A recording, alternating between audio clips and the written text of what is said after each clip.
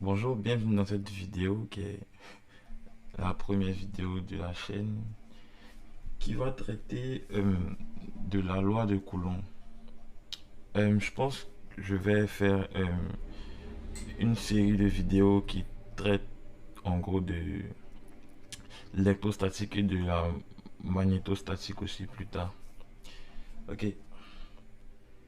La loi de Coulomb, c'est une loi fondamentale. Elle permet de... Elle, elle décrit, elle permet de calculer la force électrique en deux charges. Elle s'écrit de la façon suivante.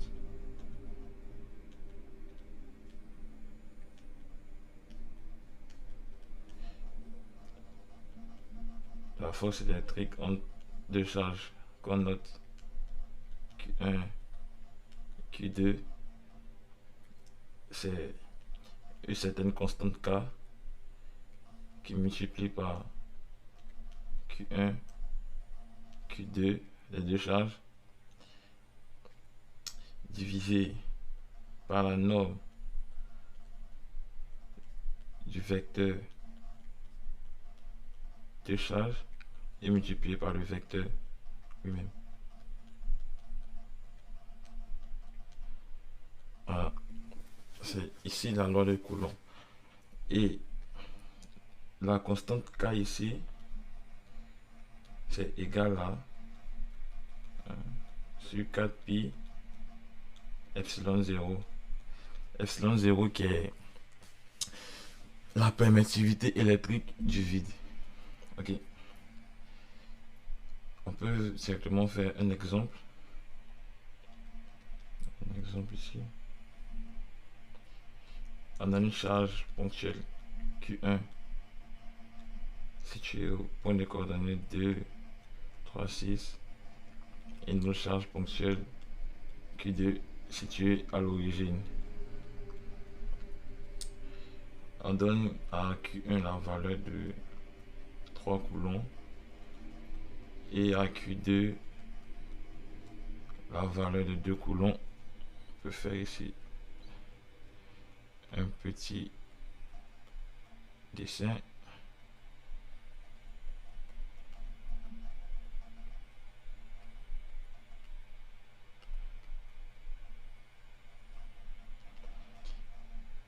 On a Q2 à l'origine, Q1 ici. Ça, c'est notre vecteur.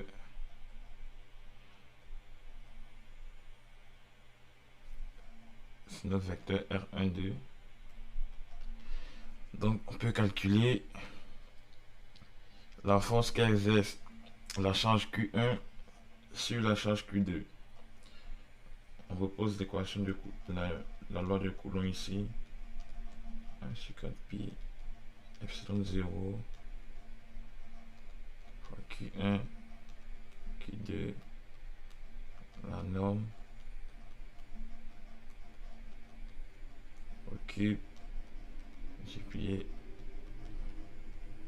par le vecteur. Ici, on a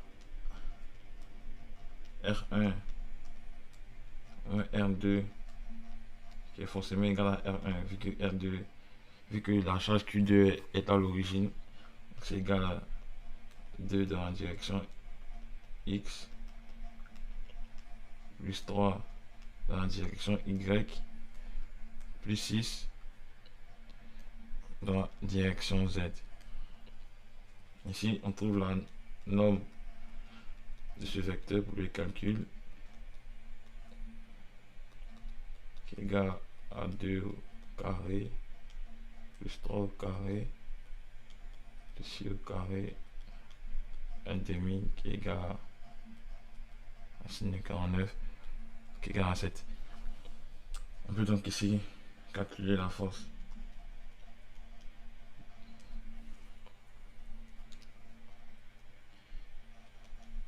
qui est égale à donc 1 sur 4 pi epsilon 0, on peut approximer à 9 fois 10 puissance 9 fois la charge Q1 3 fois 2 sur la norme au cube fois la direction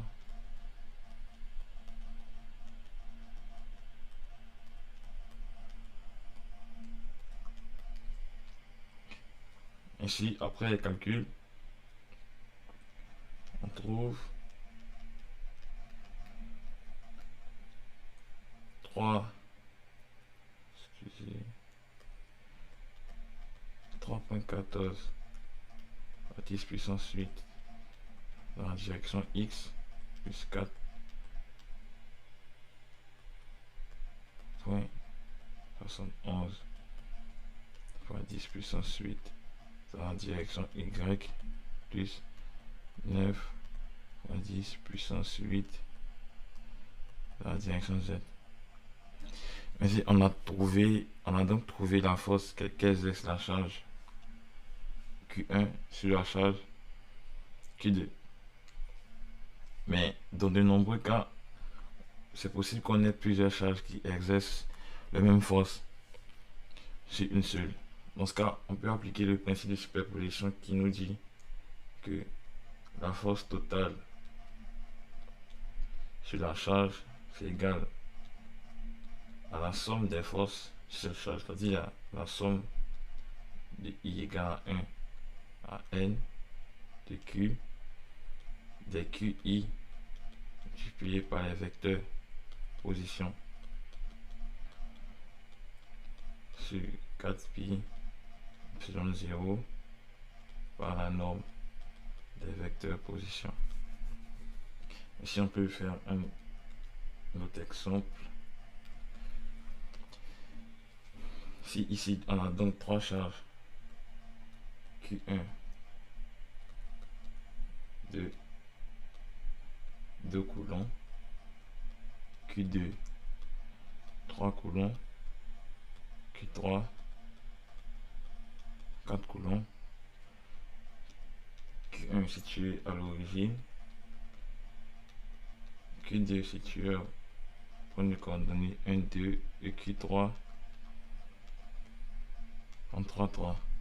Ainsi, pour calculer la force totale que subit la charge Q2 par les deux autres charges, on peut juste faire la loi de Coulomb pour chacune des deux charges et ensuite faire la somme.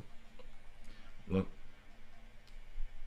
pour la première force, on a besoin des vecteurs position R2 moins R1 qui est égal à une fois dans la direction X plus deux fois dans la direction Y.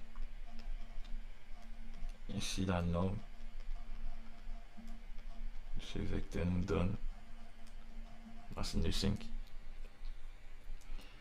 Et pour Q3, le même principe. On fait bien R2 moins R3.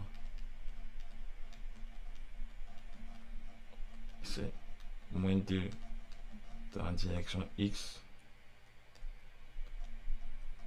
Une fois dans la direction Y. Ainsi, la norme,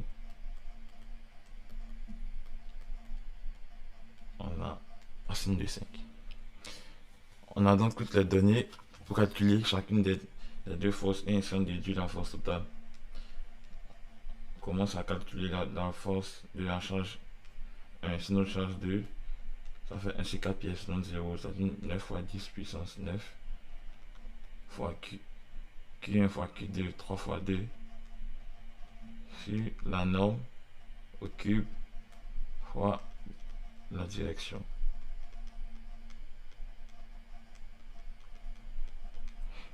Après les calculs, on trouve 4.82 fois 10 puissance 9 dans la direction X plus 9.64 fois 10 puissance 9 dans la direction Y en Newton. Pas préciser la force en Newton, toujours. Ensuite, pour la force de 2 sur 3, 3 sur 2, pardon, la même chose. 1 sur 4 epsilon 0, 9 fois 10 puissance 9 fois 2 charges 5 au cube dans la direction cette fois-ci moins 2 x moins e y qui va nous donner donc moins 1,93 fois 10 puissance 10 en direction x, moins 9,66 fois 10 puissance 9 en direction y. Ainsi, la force totale qui agit sur notre charge 2, c'est la somme de deux forces ici. Après calcul, on a donc moins 1 point fois 10 puissance 10 dans la direction EX, moins 2 fois 10 puissance moins 7 dans la direction. C'est tout à fait logique qu'on trouve ça, vu que si par exemple ici on fait le dessin, si on a Q1 à l'origine, quelque part ici on a Q3 et ici on a Q2 au milieu.